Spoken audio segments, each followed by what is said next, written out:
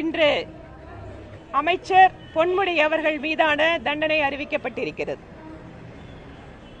திராவிட முன்னேற்ற கழகத்தினுடைய அமைச்சர்கள் பல்வேறு நபர்கள் மீது இம்மாதிரியான குற்றச்சாட்டுகள், ஒரு சிலருக்கு தீர்ப்பு கொடுக்கப்பட்டிருக்கு, ஒரு சிலருக்கு வழக்கு பெண்டிங்ல இருக்கு.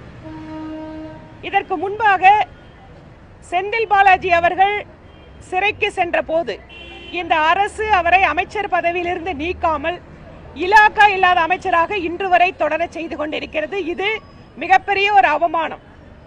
இப்போது தொடர்ச்சியாக இன்னொரு அமைச்சரும் தண்டனை பெற்றிருக்கிறார். உச்சநீதிமன்றத்தில் லில்லி தாமஸ் வழக்கின்படி உடனடியாக அவர் தகுதி இழப்பு செய்யப்படுவார். இம்மாதிரியான குற்றச்சாட்டு இருக்கின்ற நபர்கள் எல்லாம் நடவடிக்கை எடுத்து அவர்களை அனைவரையுமே அமைச்சரிலிருந்து நீக்கிவிட்டு மாநிலத்தினுடைய முதல்வர் அவர் நடத்துவது நேர்மையான ஆட்சி என்பதை நிரூபிக்க வேண்டியிருக்கிறது.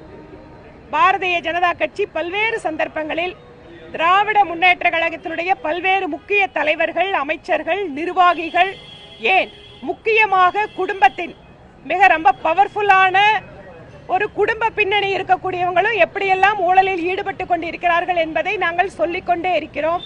இப்போது நீதிமன்றத்தினுடைய தீர்ப்பு அதையெல்லாம் உறுதி செய்கின்ற விதமாக வந்திருக்கிறது. இந்த பொன்முடி அவர்களுடைய வழக்கின் போது கூட பார்த்தால் இன்னொரு முக்கியமான விஷயத்தையும் நான் தெரிவிக்க விரும்புகிறேன்.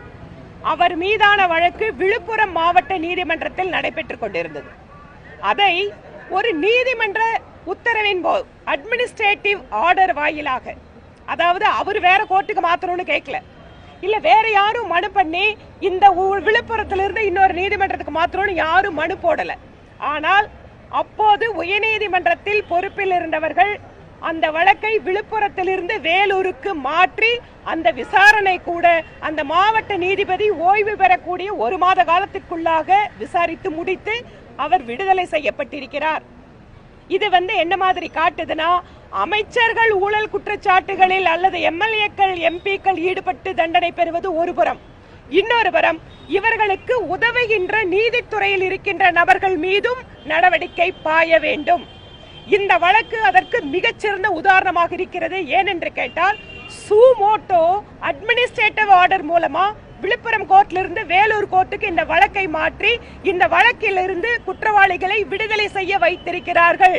இதற்கு உடந்தையாக இருந்த அத்தனை நீதிமன்ற அலுவலர்கள், அந்த சம்பந்தப்பட்ட நீதிபதிகள் மீதும் நடவடிக்கை எடுக்க வேண்டும் என்பது எங்கள் கோரிக்கை.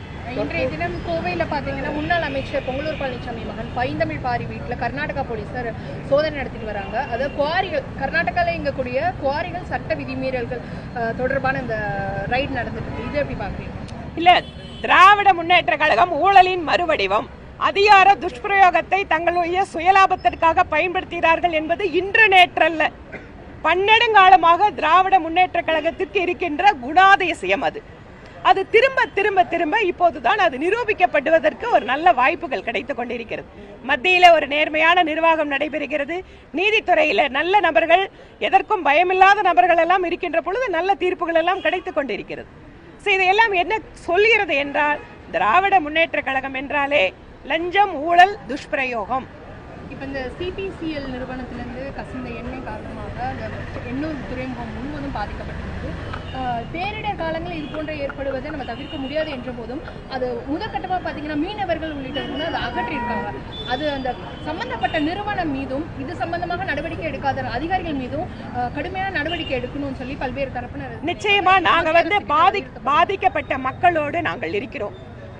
வேண்டுமென்றே எண்ணெய் நிறுவனம் இதுல எண்ணெயை கசிய விட்டு மக்களுக்கு பாதிப்பு ஏற்படுத்தி இருந்தால் அந்த நிறுவனத்தில் சம்பந்தப்பட்ட நபர்கள் மீது நடவடிக்கை எடுப்பதில் தவறே இல்லை. அதை நிச்சயம் நாங்கள் வலியுறுத்துவோம்.